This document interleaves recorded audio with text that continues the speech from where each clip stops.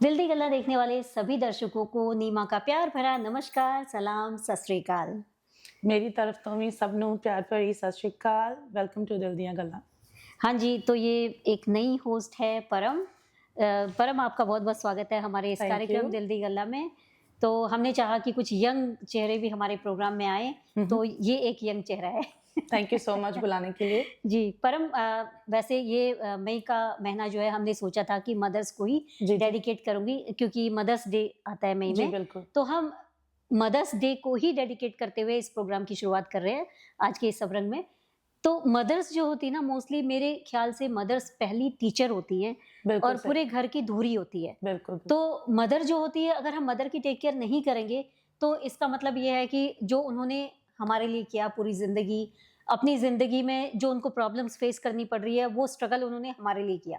अगर हम उनकी देखभाल नहीं करते हैं, चाहे वो हमारे हस्बैंड्स की मदर हैं या हमारी मदर हैं, हमारा ये फर्ज बनता है कि जो भी उन्होंने स्ट्रगल अपनी लाइफ में किया है, उसका हम उसके एवज में नहीं, आप ये अगर आपके पास टाइम नहीं है, अगर आप ये सोचना चाहते हो कि इसके एवज में ही, उसके एवज में ही आप ये सोचो कि आपने उनकी टेक केयर करनी है, देखभाल करनी है। वैसे तो कहते हैं कि मदर्स का कर्जा कोई नहीं उतार सकता। बिल्कुल सही। तो आपके पास कोई स्टोरी है, कोई पंजाबी ऐसे कोई स्टोरी है जो आपके आसपास किसी के साथ ऐसी हुई हो, जिनकी मदर्स नहीं थी, या मदर के बिना जिंदगी कैसी जी होती है? बिल्कुल। हाँ जी, मैनू एक किस्सा याद आया है। मेरी फ्रेंड, आई रिमेंबर जदों ओदे माता जी दी डेथ हुई सी, उस तो बाद how hard it was for them to cope with everything, because ਉਹਨਾਂ ਲਈ ਬਹੁਤ ਹਾਰਡ ਸੀਗਾ। हाँ जी। ਬਿਕਾਜ਼ ਉਹਨਾਂ ਦੇ ਜਿਹੜੇ ਪਿਤਾ ਜੀ ਸੀਗੇ ਆਲਰੇਡੀ ਉਹ ਬਾਹਰ ਰਹਿੰਦੇ ਸੀ, ਆਊਟ ਆਫ ਟਾਊਨ ਰਹਿੰਦੇ ਸੀਗੇ। ਸੋ being alone with mother and her dying, it was very very unfortunate and ਉਹਨਾਂ ਨੇ ਬਹੁਤ ਜ਼ਿਆਦਾ ਸਟਰਗਲ ਕੀਤਾ ਉਸ ਚੀਜ਼ ਨੂੰ ਲੈ ਕੇ। ਤੇ ਯਾ ਬਟ ਸਟਿਲ ਜਿਹੜੀ ਲਾਈਫ ਆ ਉਹ ਚੱਲਦੀ ਰਹਿੰਦੀ ਆ, ਲਾਈਫ ਕਦੀ ਰੁਕਦੀ ਨਹੀਂ ਆ। So it is a part of life. But yes, ਇੱਕ ਬਹੁਤ ਹੀ ਹਾਰਸ਼ ਟਰੂਥ ਥਾ ਕਿ ਜਦੋਂ ਇਦਾਂ ਹੋ ਜਾਂਦਾ है, उस तो बाद ਜਿਹੜੇ ਪਿੱਛੇ ਬੱਚੇ ਰਹਿ ਜਾਂਦੇ ਆ ਉਹਨਾਂ ਲਈ कितना हार्ड हो जाता है। पर मुझे ये लगता है ना, जिन बच्चों के बचपन में मदर्स चली गई, हाँ जी हाँ जी, वो जो ट्रॉमा होता है ना, वो पूरी जिंदगी नहीं जाता। बिल्कुल सही बात है। क्योंकि एक माँ जो बच्चे को समझा सकती है, जो बता सकती है, वो सारी दुनिया मिलके भी उस बच्चे को नहीं समझा सकती। बिल्कुल सही। क्योंकि माँ का जो एक प्यार भरा जो एक स्पर्श है, जो उसकी छाँव है, वो एक बच्चे को एक नई चीज सिखाने में बहुत अच्छे से सक्सेस हो जाती है, क्योंकि प्यार से समझाती है। और माँ की बात बच्चे बहुत जल्दी समझ भी जाते हैं। हालांकि वो माँ को जब माँ सामने होती तो उसकी इतनी रिस्पेक्ट नहीं करते, सोचते माँ तो बोलती रहती है, लेकिन फिर भी माँ की बात दिमाग में चली जाती है। लेकिन अगर माँ नहीं है ना, तो दुनियादारी समझाने वाला कोई नहीं होता, रूल रेगुलेशन समझाने वाला नहीं होता। और मोस्टली मैंने देखा है कि जिन बच्चों की बचपन में मदर चली जाती है, लाइफ लॉन्ग उनकी जिंदगी में कोई चीज की कमी रह जाती है, उनके बिहेवियर में, उनके कोई मतलब कहीं ना कहीं कोई ऐसे कोने में एक ऐसी चीज रह जाती है जो कभी पूरी नहीं हो पाती। जी बिल्कुल। उसको कोई पूरा नहीं कर पाता। नहीं बिल्कुल सही। तो ऐसे बच्चे जब शादी होकर के ससुराल में जाते हैं, तो वहां उनको अगर सास मिलती है, तो मैं ये चाहती हूँ कि मतलब ये कहना चाहती हूँ कि वो अगर उसको अपनी माँ जैसा समझे, इवन अगर सास भी उसको अपनी बेटी जैसा समझे, तो वो कमी वहां पूरी हो जाती है। जी बिल्कुल। है ना? तो ये चीज मैंने बहुत देखी, और कई बार मैंने देखा ना, जिस घर में जिस सास के पास लड़के ही लड़के होते हैं, तो वो लड़कियों के लिए बहुत तरसी होती है, तो अपनी बहुओं को बहुत प्यार देती है।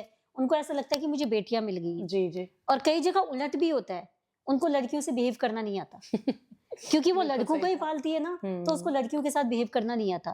तो जो भी हो, हमें ये समझना चाहिए कि मदर्स चाहे किसी की भी हो, चाहे वो हस्बैंड की मदर है, चाहे तुम्हारी मदर है, किसी की भी मदर है, बहू की मदर है, मदर मदर होती है। और कोई भी मदर, वो कहते हैं ना हमारे यहाँ कि पूत कपूत हो सकता है और माता कुमाता नहीं हो सकती।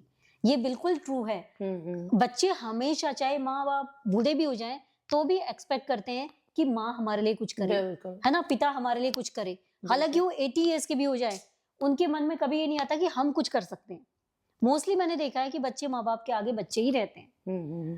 और वो जो बदलती हुई एज होती है ना, धीरे धीरे जो वो बूढ़े होते हैं, तो उनकी जरूरतें डिफरेंट हो जाती है, उनकी थिंकिंग डिफरेंट हो जाती है, उनका व्यवहार डिफरेंट हो जाता है, क्योंकि उनकी बॉडी साथ नहीं देती। वो भूलना शुरू हो जाते हैं और वो खाने पीने में बच्चों जैसे व्यवहार करने लगते हैं।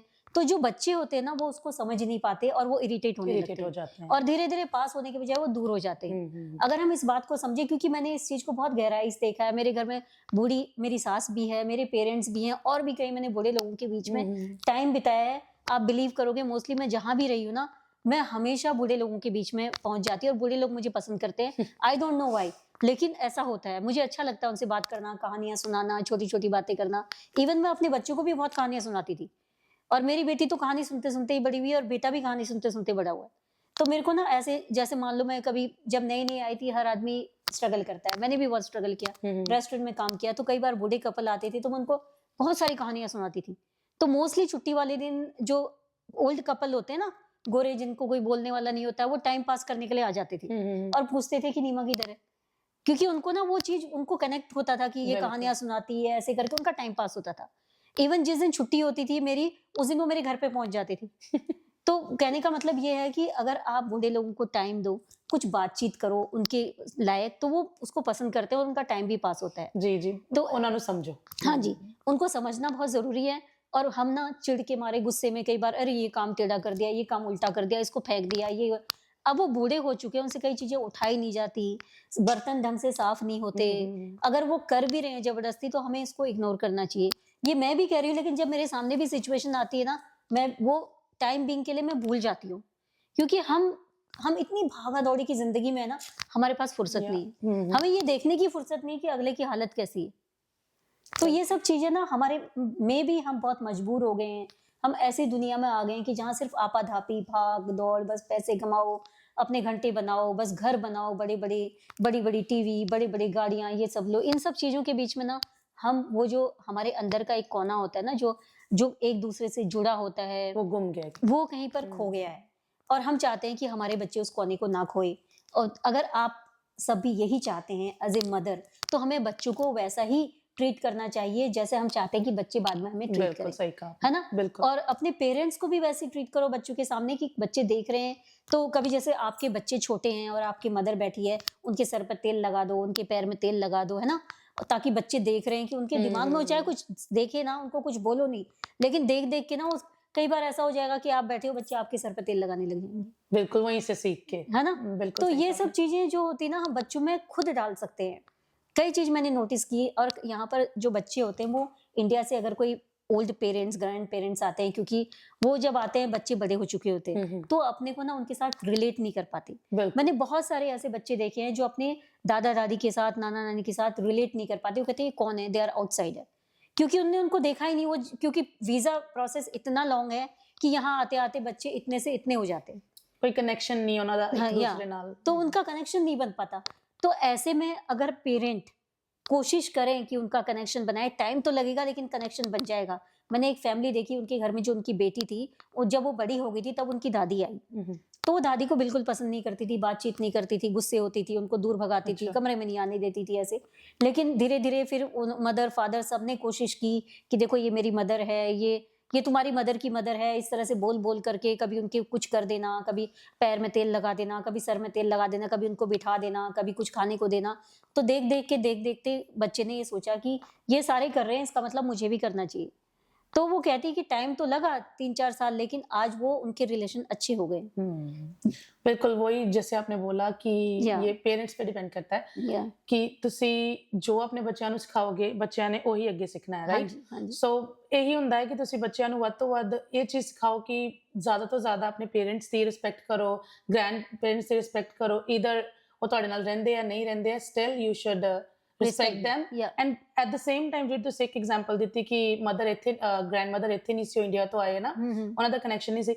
ਆਈ ਥਿੰਕ ਇਸ ਸਿਚੁਏਸ਼ਨ ਦੇ ਵਿੱਚ ਤੁਸੀਂ ਕੀ ਕਰ ਸਕਦੇ ਆ, ਤੁਸੀਂ ਆਪਣੇ ਬੱਚਿਆਂ ਨੂੰ maybe not daily but maybe once a week or twice a week you can make them do a video call to their grandparents, so वो एक कनेक्शन ਜਿਹੜਾ बिल्ड कर सकते हैं, राइट? बिल्कुल बिल्कुल। हाँ जी, तो वो उनको बच्चों को ग्रो होते भी देख सकते हैं, और बच्चे बिल्कुल सही।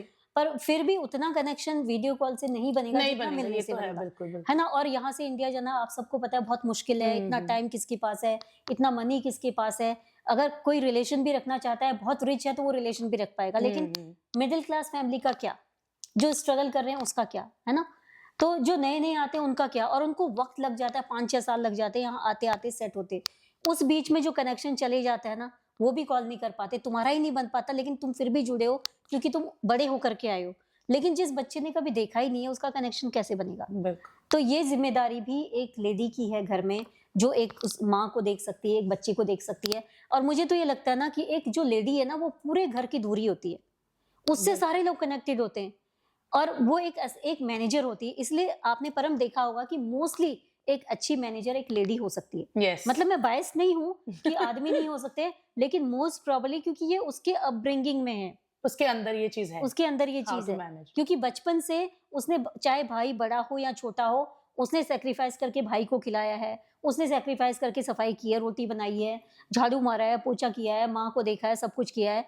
तो वो मैनेज, उसको पता है कि मुझे पढ़ाई भी करनी, मुझे साफ भी करना है, रोटी बनानी, ये करना है, मुझे कंपटीशन में भी जाना है। तो वो ना इतनी एक्सपर्ट हो जाती है कि वो एक अच्छी मैनेजर बन जाती है कि मैंने कैसे मैनेज करना है। उसको मल्टीटास्क करना आता है बचपन से। और जो एक लेडी मल्टीटास्किंग कर सकती है, जो पेशेंस का लेवल एक लेडी में होता है, जितना दर्द एक लेडी सह सकती है, आई डोंट थिंक कि कोई और उसको सह भी सकता है। बिल्कुल सही है, बिकॉज ये प्रूवन है, जो लेबर पेन होता है उससे बड़ा कोई पेन नहीं है, उसको वो सहती है। और जो सेक्रीफाइस घर में सबको खिला करके लेडी बाद में खाती है, और इवन अगर सब्जी नहीं बचेगी ना तो वो नहीं खाएगी, नहीं बनाएगी अपने लिए कि यार मैं थक गई और कौन ही करेगा। अगर हस्बैंड के लिए नहीं होगी तो बनाएगी, बेटे के लिए नहीं होगी तो बनाएगी, भाई के लिए नहीं होगी तो बनाएगी, माँ के लिए नहीं होगी तो बनाएगी। अगर उसके लिए रोटी नहीं भी बची है तो ब्रेड खा लेगी, दूध पी लेगी, कुछ भी कर लेगी, वो अपने लिए खाना नहीं बनाएगी। लेकिन घर में किसी आदमी के लिए खाना नहीं है तो जरूर बनाएगी।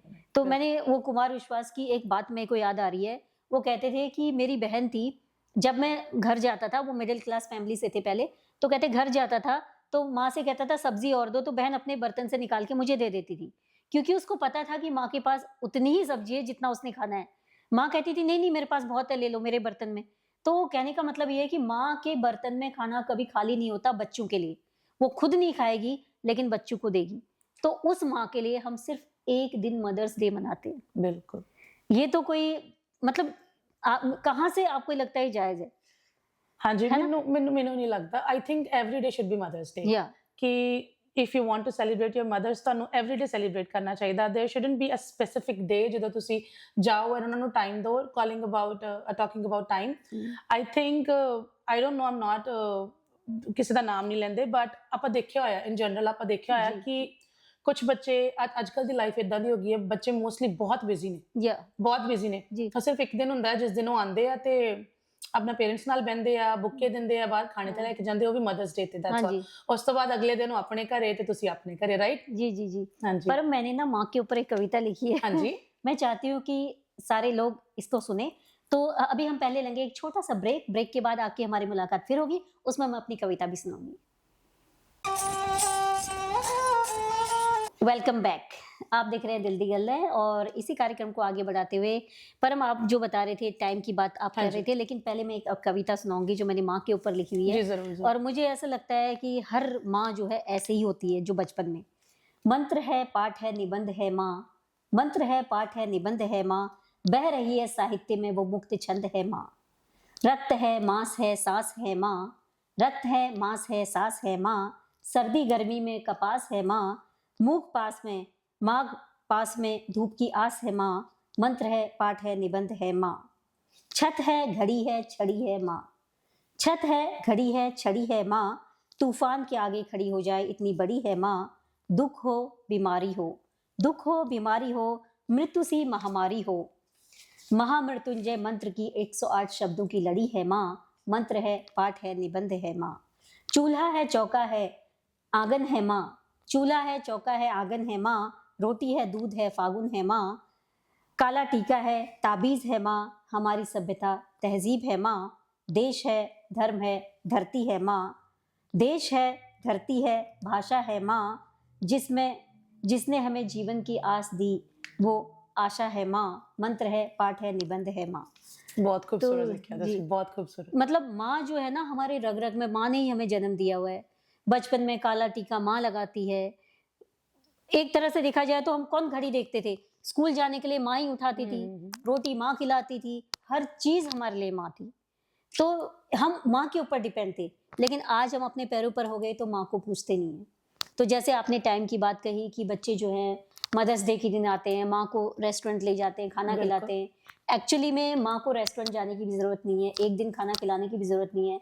आप एवरी डे, आपको अगर टाइम नहीं है तो वीडियो कॉल कर लो, मतलब 10-15 मिनट अगर आपने पूरे दिन में माँ से बात कर ली, वो माँ की खुराक होती है। बिल्कुल सही।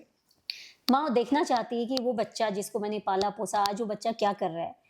आप अपनी मुश्किलें माँ के साथ साझा नहीं कर सकते, माँ की बात आप नहीं समझ सकते, लेकिन कुछ पल बातचीत करके उनका दिल तो बहला सकते हैं। बिल्कुल सही किया तुसी, है ना? तो मैं यही सोचती हूँ कि माँ के लिए एक दिन काफ़ी नहीं है। जिस माँ ने अपना हर दिन आपको दिया हुआ है, आप हर दिन में 15 मिनट, 10 मिनट तो उस माँ को दे ही सकते हैं। बिल्कुल दे सकते हैं, सही किया तुसी। है ना? तो दूसरी बात ये है कि आजकल जैसे माँ के बारे में हमने बात की, तो बच्चों के बारे में भी हम बात करेंगे क्योंकि माँ और बच्चे का रिलेशनशिप बहुत ही अच्छा है, बहुत तगड़ा है। उससे बड़ी कोई रिलेशनशिप नहीं होती है। तो आजकल परम आप देख रहे हो कि बहुत सारे बच्चे जो हैं वो ऑटिस्टिक हैं। जी बिल्कुल, बहुत सारे केसेस, है ना? बहुत सारे केसेस हैं। ऑटिस्टिक हैं, कई बच्चे स्पीच डिले हैं, कोई चल नहीं पाते हैं, किसी के दाँत जल्दी नहीं आते हैं, कोई बोल नहीं पाता है, मतलब काफ़ी सारी इश्यूज़ हैं। और कई बार तो 5-6 साल तक बच्चे डायपर में घूम रहे होते हैं। जी बिल्कुल, हमने तो as being a child care worker provider हमें तो ये चीज़ हमने बहुत क्लोजली देखी हुई है हमने। हाँ जी, तो फिर ये सब जो चीज़ें होती हैं ना, ये भी एक माँ के ऊपर डिपेंड है। पहले की माँएँ क्या थी, बच्चे ही उनके लिए सब कुछ था, लेकिन आज की माँ बाहर जाती है, काम करती है, घर भी चलाती है, बच्ची को भी देखती है, लेकिन उसमें कहीं न कहीं एक चीज़ खो गई है, जो वक़्त बच्चे का है, वो वक़्त जो है वो बाहर निकल गया है ना? बिल्कुल सही किया। और वो वक़्त पिता नहीं दे पा रहा है, कोई दूसरा नहीं दे पा रहा है। तो क्या ऐसा नहीं है कि अगर माँ बाहर जाके काम करती है, तो जो बंदा घर में है, अगर पिता घर में है, तो वो उस चीज़ को सँभाले। जब माँ के ऊपर ज़िम्मेदारी आई है, पहले माँ काम नहीं करती थी, लेडीज़ घर में होती थी, जेंट्स बाहर का काम करते थे, माँ सारा काम करती थी। लेकिन आज अगर बाहर गई है, लेडीज़ बाहर काम कर रही हैं, औरतें बाहर काम कर रही हैं, क्या आदमियों का फ़र्ज़ नहीं बनता कि घर में बच्ची का डायपर चेंज करो, उसको ये सिखाओ कि कैसे तुमने टॉयलेट ट्रेनिंग कैसे होती है, बच्चा खाना टेबल मैनर्स कैसे होते हैं, स्कूल की तैयारी कैसे होती है और बच्चे मतलब किस तरह से उसके ग्रोथ में हम आगे बढ़ सकते हैं। हाँ जी, है ना? ਮੈਨੂੰ ਇਦਾਂ ਲੱਗਦਾ ਹੈ ਕਿ ਇੱਕ ਨਾ ਟੈਬੂ ਹੈ। ਆਈ ਥਿੰਕ ਤੁਸੀਂ ਗੱਲ ਕਰ ਰਹੇ ਹੋ ਕਿ ਜਿਹੜਾ ਡੈਡ ਹੈ ਉਹ ਘਰੇ ਕਿ ਬੱਚਿਆਂ ਨੂੰ ਪੋਟੀ ਟ੍ਰੇਨਿੰਗ ਕਰਾ ਸਕਦੇ, ਸਭ ਕਰਾ ਸਕਦੇ, ਰਾਈਟ? ਬਟ ਆਈ ਥਿੰਕ ਇੱਥੇ ਟੈਬੂ ਇਹ ਹੈ ਕਿ ਜਿਹੜੀ ਆਪਣੀ ਕਮਿਊਨਿਟੀ ਹੈ, ਆਪਾਂ ਇੰਜ ਸਮਝਦੇ ਹਾਂ ਕਿ ਜਿਹੜੇ ਇਹ ਸਾਰੇ ਕੰਮ ਆ ਇਹ ਇੱਕ ਔਰਤ ਨੇ ਹੀ ਕਰਨੇ ਆ, ਰਾਈਟ? ਸੋ ਆਈ ਥਿੰਕ ਇਸ ਕਰਕੇ ਉਹ ਇਹ ਵੀ ਸੋਚਦੇ ਆ ਕਿ ਨਹੀਂ ਉਹ ਹੈਗੀ ਆ, ਉਹ ਘਰੇ ਆ ਜਾਏਗੀ ਕੰਮ ਤੋਂ, ਉਹ ਆਪੇ ਕਰੇਗੀ, ਉਹ ਖਾਣਾ ਬਣਾ ਦੇਗੀ ਆਪੇ, ਉਹ ਕਰ देगी। I think right? या बिल्कुल सही कह रहे हो। मेरी एक फ्रेंड थी, मुझे अभी भी हंसी आती है उसकी बात को देखिए, इंडिया की बात है। तो वो जैसे उसकी भाभी आई थी घर में, भाई की शादी हुई थी, तो अगर बेल बजती थी तो भाभी ने दरवाजा खोलना है, भूख लगी तो भाभी ने रोटी बनानी है, पोछा गंदा है तो भाभी ने साफ करना है, मतलब सारा कुछ एक लेडी ने ही करना है। तो क्या आदमी के हाथ पैर नहीं, कान नहीं और किसी के? तो कहने का मतलब ये है कि सब कुछ उसके ऊपर मत डालो। अब लेंगे एक छोटा सा ब्रेक के बाद आपकी हमारी मुलाकात फिर होगी। Welcome back. दिल दी गल्ला में अब सेगमेंट आ गया सफर जिंदगी का, और आज के हमारे कार्यक्रम के स्पॉन्सर है पंजाब क्लॉथ वेयर हाउस। तो हमारे पंजाब क्लॉथ वेयर हाउस में बहुत वैरायटी के सूट, साड़ियाँ और सूटकेस, अगर आपने इंडिया जाना है तो हर तरह के सूटकेस आपको मिल जाएंगे, तो जरूर जाइएगा पंजाब क्लॉथ वेयर हाउस में। हाँ जी, और अब बहन जी जो है आपसे बातचीत करेंगी, किसी का इंटरव्यू, ये सब चीज़ें आप देखेंगे, एंजॉय करेंगे, और हम लेते हैं एक छोटा सा ब्रेक के बाद आपकी हमारी मुलाकात फिर होगी। ਆਪਾਂ ਜਿਵੇਂ ਗੁਰਮੀਤ ਭੈਣ ਜੀ ਦੇ ਨਾਲ ਗੱਲਬਾਤ ਕਰ ਰਹੇ ਸੀਗੇ, ਅਨਫੋਰਚੂਨੇਟਲੀ ਤੁਹਾਨੂੰ ਉਹਨਾਂ ਦੇ ਹਾਲਾਤ ਦਾ ਸਿਚੁਏਸ਼ਨ ਆਪਾਂ ਅੰਡਰਸਟੈਂਡ ਕਰ ਸਕਦੇ ਹਾਂ। ਜਿਵੇਂ ਵੀਰ ਜੀ ਕਹਿ ਰਹੇ ਕਿ ਆਪਾਂ ਕਈ ਵਾਰੀ ਧਾਰਮਿਕ ਦੇ ਪੱਖੋਂ ਜਾਂ ਇਨਸਾਨੀ ਪੱਖੋਂ ਆਪਾਂ ਗੱਲਬਾਤ ਦੇ ਜਰੀਏ ਜਿਹੜਾ ਆਪਣਾ ਸੁਨੇਹਾ ਕਈ ਵਾਰੀ ਦੇਣਾ ਚਾਹੁੰਦੇ ਉਹ ਮਰੀਜ਼ ਨੂੰ ਨਹੀਂ ਦੇ ਪਾਉਂਦੇ ਜਾਂ ਆਪਣੇ ਸਪੋਰਟਿਵ ਨੂੰ ਨਹੀਂ ਦੇ ਪਾਉਂਦੇ। ਤੁਹਾਡਾ ਕੀ ਵਿਚਾਰ ਹੈ ਕਿ ਮੇਰਾ ਮਤਲਬ ਤੁਹਾਡੇ ਐਕਸਪੀਰੀਅੰਸ ਦੇ ਨਾਲ ਜੋ ਗੱਲਬਾਤ ਦਾ ਜਰੀਆ ਜਿਹੜਾ ਹੈਗਾ, ਜਿਹੜੇ ਸਾਡੇ ਪ੍ਰੋਸੈਸ ਹੈ, ਕਈ ਵਾਰੀ ਆਪਾਂ ਉਹਨਾਂ ਨੂੰ ਜ਼ਿਆਦਾ ਨਹੀਂ ਜਿੱਦਾਂ ਘੋਟ ਲੈਂਦੇ ਵੀ ਕਿਵੇਂ ਸੋਸਾਇਟੀ ਦੇ ਵਿੱਚ ਮਰੀਜ਼ਾਂ ਦੇ ਨਾਲ ਵਿਚਰਿਆ ਜਾਵੇ। ਹਾਂਜੀ, ਨਹੀਂ ਤੁਸੀਂ ਜਿੱਦਾਂ ਭਾਈ ਸਾਹਿਬ ਨੇ ਗੱਲ ਕੀਤੀ ਹੈ, ਤਾਂ ਦੋ ਪੱਖ ਆਉਂਦੇ ਆ, ਇੱਕ ਕਲਚਰਲ, ਇੱਕ ਮੈਡੀਕਲ, ਸਪਿਰਿਚੁਅਲ, ਇੱਕ ਮੈਡੀਕਲ, ਸੋ ਤਿੰਨੋਂ ਫੈਕਟਰਸ। ਜਿਹੜਾ ਤਾਂ ਸਪਿਰਿਚੁਅਲ ਪੱਖ ਭਾਈ ਸਾਹਿਬ ਨੇ ਬਿਲਕੁਲ ਠੀਕ ਦਿੱਤਾ, ਮਨੋਵਿਗਿਆਨਿਕ ਪੱਖ ਹੈ ਕਿ ਅਸੀਂ ਜਦੋਂ ਮਰੀਜ਼ ਨੂੰ ਮਿਲਣ ਜਾਂਦੇ ਹਾਂ, ਜਾਂ ਕੋਈ ਵੀ ਬੰਦਾ, ਮਰੀਜ਼ ਜ਼ਰੂਰੀ ਨਹੀਂ ਕਿਸੇ ਵੀ ਦੁੱਖ ਵਿੱਚ ਹੁੰਦਾ, ਕੋਈ ਜ਼ਰੂਰੀ ਨਹੀਂ ਕਿ ਉਹਨੂੰ ਹੋ ਸਕਦਾ ਮਨੋਵਿਗਿਆਨਿਕ ਦੁੱਖ ਵੀ ਹੋਵੇ, ਅਸੀਂ ਉਹਨੂੰ ਚੜ੍ਹਦੀ ਕਲਾ ਦਾ ਸੰਕਲਪ ਦੇਣਾ, ਉਹਨੂੰ ਪੋਜ਼ਿਟਿਵ, ਉਹਨੂੰ ਹੱਲਾਸ਼ੇਰੀ ਦੇਣੀ ਹੈ ਕਿਉਂਕਿ ਇਹ ਚੀਜ਼ਾਂ ਜਿਹੜੀਆਂ ਅਪਸ ਐਂਡ ਡਾਊਨਸ ਲਾਈਫ ਦੇ ਆਉਂਦੇ ਹੀ ਰਹਿਣੇ ਆ, ਔਰ ਉਹਨਾਂ ਨਾਲ ਨਿਪਟਣ ਲਈ ਅੰਦਰੋਂ ਜਿਹੜੀ ਮਨ ਦੀ ਸ਼ਕਤੀ ਆ ਉਹਨੂੰ ਵਧਾਉਣਾ, ਉਹ ਅਸੀਂ ਸਾਡੀ ਹੈਲਪ ਹੋਣੀ ਚਾਹੀਦੀ ਆ। ਹੁਣ ਹੁੰਦਾ ਕੀ ਹੈ ਕਿ ਕਈ ਵਾਰੀ ਤੁਸੀਂ ਬਿਲਕੁਲ ਠੀਕ ਹੈ, ਕਲਚਰਲੀ ਅਸੀਂ ਇਹ ਸੋਚਦੇ ਹਾਂ ਕਿ ਅਸੀਂ ਕਿਸੇ ਨੂੰ ਮਰੀਜ਼ ਕਿਉਂਕਿ ਬਿਮਾਰ ਆ ਅਸੀਂ ਦੇਖਣ ਜਾਣਾ, ਅਸੀਂ ਜਾ ਕੇ ਉੱਥੇ ਇੰਸਟੈਡ ਕਿ ਉਹਦੀ ਹਾਲਤ ਦੇਖਦੇ ਹੋਏ ਪਹਿਲੇ ਤਾਂ ਮੈਂ ਇਹ ਦੱਸਣ ਦੀ ਕੋਸ਼ਿਸ਼ ਕਰਦਾ ਕਿ ਮੈਨੂੰ ਕੀ ਪਤਾ। ਸਹੀ। ਉਹ ਜਦੋਂ ਮੈਨੂੰ ਕੀ ਪਤਾ ਵਾਲੀ ਗੱਲ ਕਰਨ ਲੱਗ ਪੈਂਦਾ, ਫਿਰ ਮੈਂ ਉਹਨੂੰ ਇਲਾਜ ਦੱਸਣ ਲੱਗ ਪੈਂਦਾ, ਫਿਰ ਮੈਂ ਉਹਨੂੰ ਕੁਝ ਹੋਰ ਦੱਸਣਾ, ਫਿਰ ਮੈਂ ਉਹਨੂੰ ਆਪਣਾ ਤਜਰਬਾ ਦੱਸਣ ਲੱਗ ਪੈਂਦਾ ਬਾਹਰਲਾ। ਹਰ ਇੱਕ ਇਨਸਾਨ ਦੁਨੀਆ ਵਿੱਚ ਜਿਹੜਾ ਵੀ ਹੈ ਉਹ ਮਾਸਟਰਪੀਸ ਹੈ ਆਪਣੇ ਵਿੱਚ, ਉਸ ਵਰਗਾ ਕੋਈ ਦੂਸਰਾ ਨਹੀਂ ਹੈ। ਜਦੋਂ ਦੂਸਰਾ ਹੈ ਹੀ ਨਹੀਂ ਤੇ ਅਸੀਂ ਕੰਪੇਅਰ ਕਿੱਦਾਂ ਕਰ ਸਕਦੇ ਹਾਂ? ਅਸੀਂ ਕੰਪੇਅਰ ਕਰਕੇ ਉਹ ਮਨ ਵਿੱਚ ਕੰਪੈਰੀਜ਼ਨ ਆ ਗਿਆ ਨਾ, ਮੈਂ ਫਲਾਣੇ ਨੂੰ ਦੇਖਿਆ ਸੀ ਉਹਨੂੰ ਵੀ ਇਹੀ ਬਿਮਾਰੀ ਸੀ, ਅਸੀਂ ਕੰਪੇਅਰ ਕਰਕੇ ਤੇ ਉਹਨੂੰ ਸੋਲੂਸ਼ਨ ਦੱਸਣ ਲੱਗ ਪੈਂਦੇ। ਐਪਲ ਤੇ ਐਪਲ ਨਾਲ ਤੁਸੀਂ ਕੰਪੈਰੀਜ਼ਨ ਕਰ ਸਕਦੇ ਹੋ, ਹੁਣ ਤੁਸੀਂ ਐਪਲ ਨੂੰ ਲੈਮਨ ਦੇ ਨਾਲ ਕੰਪੈਰੀਜ਼ਨ ਨਹੀਂ ਨਾ ਕੀਤਾ ਜਾ ਸਕਦਾ। ਈਵਨ ਐਪਲ ਵੀ ਹਰ ਇੱਕ ਬੰਦਾ ਐਪਲ ਵੀ ਵੱਖਰਾ, ਬ੍ਰਾਂਡ ਡਿਫਰੈਂਟ, ਹਾਂ ਐਪਲ ਵੀ ਵੱਖਰਾ, ਦੂਜਾ ਐਪਲ ਹੋ ਹੀ ਨਹੀਂ ਸਕਦਾ ਉਹਦੇ ਨਾਲ ਦਾ। ਯੂ نو ਰੈਡ ਐਪਲ ਹੈ, ਗ੍ਰੀਨ ਐਪਲਸ ਹੈ, ਕਿਹੜੇ ਫਲੇਵਰ ਦੇ ਐਪਲ ਹੈ, ਕਿਹੜੀ ਕੰਟਰੀ ਚੋਂ ਆਇਆ, ਸੋ ਲਾਈਕ ਸੋ ਮੈਨੀ ਥਿੰਗਸ ਇਨ ਇਟ। ਇਹ ਕੁਦਰਤ ਨੇ ਐਸੀ ਚੀਜ਼ ਬਣਾਈ ਹੈ ਕਿ ਜੇ ਇੱਕ ਐਪਲ ਟਰੀ ਨਾਲ 1000 ਐਪਲ 10,000 ਐਪਲ ਵੀ ਲੱਗਾ, ਉਹ ਸਾਰੇ ਐਪਲ ਡਿਫਰੈਂਟ ਹੈ। ਉਹ ਇਹ ਹੈ ਕਿ ਅਸੀਂ ਉਹਦਾ ਫਰਕ ਲੱਭ ਸਕੀਏ ਨਾ ਲੱਭ ਸਕੀਏ, ਸਾਡੀ ਅੱਖ ਲੱਭ ਸਕੇ ਕਿ ਨਾ ਲੱਭ ਸਕੇ, ਉਹ ਪੋਸੀਬਲ ਹੈ, ਪਰ ਹੈ ਸਭ ਕੁਝ different. Nature never repeats itself. So ਜਦੋਂ ਰਿਪੀਟ ਨਹੀਂ ਕਰ ਸਕਦੀ, ਜੇ ਇਹ ਸਾਨੂੰ ਇਸ ਗੱਲ ਦਾ ਇਲਮ ਹੋ ਜਾਏ, ਫਿਰ ਅਸੀਂ ਕਿਸੇ ਨਾਲ ਕੰਪੇਅਰ ਨਹੀਂ ਕਰ ਸਕਦੇ।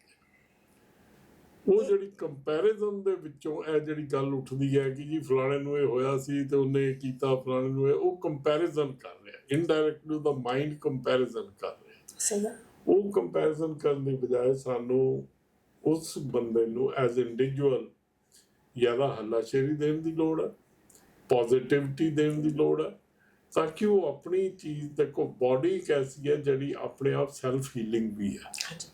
ਉਹ ਠੀਕ ਹੈ, ਉਮਰ ਦੇ ਨਾਲ ਉਹਦੀ ਸੈਲਫ ਹੀਲਿੰਗ ਪ੍ਰੋਪਰਟੀਜ਼ ਘਟ ਜਾਂਦੀਆਂ, ਪਰ ਬਾਡੀ ਸੈਲਫ ਹੀਲਿੰਗ ਹੈ। ਬੱਚੇ ਨੂੰ ਸੱਟ ਲੱਗੇ, ਇਮੀਡੀਏਟ ਅੰਦਰੋਂ ਬਾਡੀ ਦੇ ਵਿੱਚੋਂ ਹੀ ਠੀਕ ਕਰਨ ਦੇ ਮੈਕੈਨਿਜ਼ਮ ਚੱਲ ਪੈਂਦੇ ਆ, ਕਿਉਂਕਿ ਉਹ ਏਜ ਹੈ। ਕਹਿੰਦਾ ਮਤਲਬ ਹਰ ਬਾਡੀ ਦੇ ਵਿੱਚ ਉਹਨੂੰ ਹੀਲਿੰਗ ਮੈਕੈਨਿਜ਼ਮ ਹੈਗਾ, ਸਮਝਣ ਦੀ ਲੋੜ ਹੈ ਸਰ। ਹਾਂ, ਉਸ ਹੀਲਿੰਗ ਮੈਕੈਨਿਜ਼ਮ ਨੂੰ ਅਸੀਂ ਇਨਹਾਂਸ ਕਰਨਾ।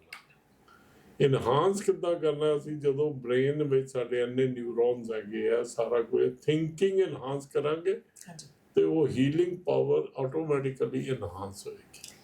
ਜਿਹੜੇ ਵੀ ਜੀ ਆਪਾਂ ਇਹ ਜਿਹੜੀ ਇਨਹੈਂਸਮੈਂਟਸ ਦੀ ਤੁਸੀਂ ਗੱਲ ਕੀਤੀ ਹੈ, ਆਪਾਂ ਪਹਿਲਾਂ ਗੱਲ ਕੀਤੀ ਹੈ, ਮੇਰਾ ਮਤਲਬ ਵੀ ਕੰਟੈਂਟਨੈਸ ਦੀ ਕਿਵੇਂ ਆਪਾਂ ਸਪੋਰਟ ਕਰੀਏ, ਜਿਹੜੀ ਨੈਗੇਟਿਵਿਟੀ ਉਹਦੀ ਗੱਲਬਾਤ ਨਹੀਂ ਕਰਨੀ ਹੈ।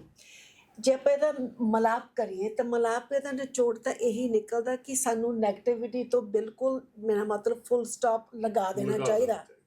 ਉਹ ਮੈਟਰ ਨਹੀਂ ਕਰਦਾ ਕਿ ਮੈਡੀਕਲ ਹਿਸਟਰੀ ਤੁਹਾਨੂੰ ਕਿਸੇ ਦੀ ਪਤਾ। ਬੇਸ਼ੱਕ ਜ਼ਰੂਰੀ ਨਹੀਂ ਕਿ ਬੰਦਾ ਮੈਡੀਕਲ ਤਰੀਕੇ ਪੱਖੋਂ ਬਿਮਾਰ ਹੋਵੇ, ਕਈ ਵਾਰੀ ਵੈਸੇ ਤੁਸੀਂ ਡਿਮੈਂਸ਼ੀਆ ਦੀ ਪ੍ਰੋਬਲਮ ਲਗਾ ਲਓ, ਤੁਸੀਂ ਸਟ੍ਰੈਸ ਲਗਾ ਲਓ। ਫਰਜ਼ ਕਰੋ ਮੈਨੂੰ ਵੈਸੇ ਕੋਈ ਮੁਸੀਬਤ ਹੈ, ਬੰਦੇ ਨੂੰ ਨਹੀਂ ਸਮਝ ਲੱਗ ਰਹੀ ਕਿ ਮੇਰਾ ਕਰੀਅਰ ਪੈਥ ਜਾਂ ਮੈਡੀਕਲ ਕਿਤੋਂ ਮੈਂ ਡਾਊਨ ਹੋਵਾਂ, ਤੇ ਉਸ ਇਨਸਾਨ ਨੂੰ ਇੱਕ ਹੈਲਪ ਚਾਹੀਦੀ ਹੁੰਦੀ ਆ। ਇਹੋ ਜਿਹੇ ਇਨਸਾਨ ਦੀ, ਉਹ ਮੇਰਾ ਮਤਲਬ ਜਿਹੜਾ ਉਹਨੂੰ ਪ੍ਰੋਫੈਸ਼ਨਲਿਜ਼ਮ ਦੀ, ਉਸ ਬੰਦੇ ਦੀ ਜ਼ਰੂਰਤ ਨੂੰ ਸਮਝ ਕੇ ਉਹਨੂੰ ਸਮਝਾ ਸਕੇ ਕਿ ਐਸੇ ਹਾਲਾਤ ਜਿਹੜੇ ਆ ਉਹ ਉਤਰਾਅ ਚੜ੍ਹਾਅ ਦੇ ਆਉਂਦੇ ਰਹਿੰਦੇ, ਉਹਨੂੰ ਬੈਲੈਂਸ ਕਰਨਾ। ਮੇਰਾ ਮਤਲਬ ਤੂੰ ਹੌਸਲਾ ਰੱਖ। ਇਹਦੇ 'ਚ ਇੱਕ ਹੋਰ ਪੱਖ ਜਿਹੜਾ ਉਹ ਧਿਆਨ ਰੱਖਣ ਦੀ ਲੋੜ ਆ ਕਿ ਕਈ ਵਾਰ ਕਈਆਂ ਨੂੰ ਜਿਹੜਾ ਹੁੰਦਾ ਉਹ ਇਗਨੋਰੈਂਸ ਕਹਿ ਲਓ, ਹਾਂਜੀ, ਓਵਰ ਕੌਨਫੀਡੈਂਸ ਕਹਿ ਲਓ, ਕਿ ਕਈ ਵਾਰ ਉਹ ਸੀਰੀਅਸ ਨਹੀਂ ਲੈਂਦਾ, ਹਾਂਜੀ, ਤੇ ਉੱਥੇ ਜਿਹੜੀ ਕਈ ਵਾਰ ਨੈਗੇਟਿਵਿਟੀ ਥੋੜ੍ਹੀ ਜਿਹੜੀ ਲੋੜ ਅਨੁਸਾਰ ਜਿਹੜੀ ਆ ਉਹ ਕੰਮ ਕਰ ਜਾਂਦੀ ਆ। ਕਿਉਂਕਿ ਮੰਨ ਲਓ ਕਿਸੇ ਨੂੰ ਐਸੀ ਪ੍ਰੋਬਲਮ ਹੋ ਗਈ ਆ ਤਾਂ ਉਹਨੂੰ ਬੜਾ ਲਾਈਟਲੀ ਲੈ ਰਿਹਾ, ਕਹਿੰਦਾ ਕੋਈ ਨਹੀਂ ਤਾਂ ਕੀ ਹੋਊਗਾ। ਉਸ ਲਈ ਦੱਸਣ ਦੀ ਜ਼ਰੂਰਤ ਹੈਗੀ ਆ ਕਿ ਨਹੀਂ, ਇਹ ਉਸ ਤੋਂ ਹਲਕੇ 'ਚ ਨਾ ਲੈ, ਇਹ ਕਈ ਵਾਰ ਇਹ ਜ਼ਿਆਦਾ ਵੱਧ ਸਕਦੀ ਆ। ਕਈ ਵਾਰ ਜਿਹੜਾ ਉੱਥੇ ਮੌਕਾ, ਤਾਂ ਆਪਾਂ ਸ਼ੁਰੂ ਗੱਲ ਕੀਤੀ ਸੀ ਕਿ ਇਹ ਦੇਖਣਾ ਜ਼ਰੂਰੀ ਆ ਕਿ ਹੱਲ ਪ੍ਰਸਥਿਤੀਆਂ ਕੈਸੀਆਂ ਤੇ ਕੌਣ ਵਿਅਕਤੀ ਆ, ਉਹ ਕਿਹੜੀ ਸਟੇਜ ਵਿੱਚ ਆ। ਇਹ ਪੱਖ ਵੀ ਜਿਹੜਾ ਧਿਆਨ ਰੱਖਣ ਦੀ ਲੋੜ ਆ। ਕਈ ਵਾਰ ਬੰਦੇ ਕਈ ਬੜੇ ਓਵਰ ਕੌਨਫੀਡੈਂਸ ਹੋ ਜਾਂਦੇ ਆ, ਉਹ ਕਈ ਸੀਰੀਅਸ ਬਿਮਾਰੀ ਨੂੰ ਵੀ ਭਟਕ ਕੇ ਲੈਂਦੇ ਆ। ਉਹਦੇ ਨਾਲ ਕੀ ਆ, ਕਈ ਵਾਰ ਉਹਨੂੰ ਜ਼ਿਆਦਾ ਜਿਹੜੀ ਆ ਜਾਂ ਕਈ ਜਿਹੜੇ ਵਹਿਮਾਂ ਭਰਮਾਂ ਫਸੇ ਹੁੰਦੇ ਆ, ਉਹਨਾਂ ਨੂੰ ਦੱਸਣ ਦੀ ਲੋੜ ਹੁੰਦੀ ਹੈ ਉੱਥੇ ਕਿ ਵਹਿਮ ਭਰਮਾਂ ਨਾਲ ਜਿਹੜਾ ਕੁਝ ਨਹੀਂ ਹੋਣਾ। ਮਤਲਬ ਇਹ ਹਾਲਾਤ ਦੇਖਣੇ ਬੜੇ ਜ਼ਰੂਰੀ ਆ ਕਿ ਕਿਹੋ ਜਿਹੀ ਸਿਚੁਏਸ਼ਨ ਕੈਸੀ ਹੈ, परिस्थिति कैसी ਆ, ਸਥਿਤੀ ਨੂੰ ਅਸੈਸਮੈਂਟ ਕਰਨਾ ਬਹੁਤ ਜ਼ਰੂਰੀ ਹੈ। ਜਾਂ ਉਹ ਬਹੁਤ ਜ਼ਰੂਰੀ ਆ। ਬਹੁਤ ਫਸਟ ਥਿੰਗ ਜਦੋਂ ਕਰਨੀ ਚਾਹੀਦੀ ਉਹ ਹੈਗੀ ਕਿ ਪਹਿਲਾਂ ਤੁਸੀਂ ਅਸੈਸਮੈਂਟ ਕਰੋ ਕਿ ਰਿਕੁਆਇਰਮੈਂਟ ਕੀ ਹੈਗੀ। ਜਦੋਂ ਆਪਾਂ ਰਿਕੁਆਇਰਮੈਂਟ ਡਾਇਗਨੋਸ ਕਰ ਸਕੀਏ ਕਿਸੇ ਹਾਲਾਤ ਵਿੱਚ ਵੀ, ਮੈਡੀਕਲ ਰਿਕੁਆਇਰਮੈਂਟ ਹੋ ਗਈ, ਉਹਦੀ ਵੈਲਬੀਇੰਗ ਦੀ, ਘਰ ਉਹਨੇ ਕਿਵੇਂ ਆਪਣੀ ਦੇਖਭਾਲ ਕਰਨੀ, ਉਹਦੇ ਖਾਣੇ ਦੀ, ਉਹਦੇ ਕੱਪੜੇ ਦੀ, ਉਹਦੀ ਗੱਲਬਾਤ ਕਰਨ ਦੀ, ਇਹ ਬਹੁਤ ਇੱਕ ਤਰ੍ਹਾਂ ਦੀਆਂ ਦਵਾਈਆਂ ਦਾ ਕੰਮ ਕਰਦੀਆਂ ਚੀਜ਼ਾਂ ਹੈ। ਮੇਰੇ ਨਾਲ ਚੰਗੀ ਤਰ੍ਹਾਂ ਕਿਸੇ ਨੇ ਗੱਲ ਕਰਨੀ ਸਵੇਰੇ ਉੱਠ ਕੇ, ਗੁੱਡ ਮਾਰਨਿੰਗ ਪੋਜ਼ਿਟਿਵਿਟੀ ਨਾਲ ਕਹਿਣਾ, ਮੇਰਾ ਬ੍ਰੈਕਫਾਸਟ ਧਿਆਨ ਨਾਲ ਖਾਧਾ, ਉਹ ਤੁਹਾਡਾ ਔਰਾ ਸੈੱਟ ਹੋ ਗਿਆ ਆਲਰੇਡੀ। ਜੇ ਸਭ ਤੋਂ ਵਧੀਆ ਮੈਡੀਸਿਨ ਇਹ ਹੈਗੀ ਹੈ, ਇਹਦੇ ਕੋਈ ਵਧੀਆ ਬਰਾਬਰ ਹੈ ਨਹੀਂ। 10 ਮਿੰਟ ਤੁਸੀਂ ਕਿਸੇ ਨੂੰ ਹਸਾ ਦਿਓ, ਸਭ ਤੋਂ ਜ਼ਿਆਦਾ ਦਵਾਈ ਦਾ ਕੰਮ ਉਹ ਲਾਈਫ ਦੇ ਵਿੱਚ ਕਰਦਾ।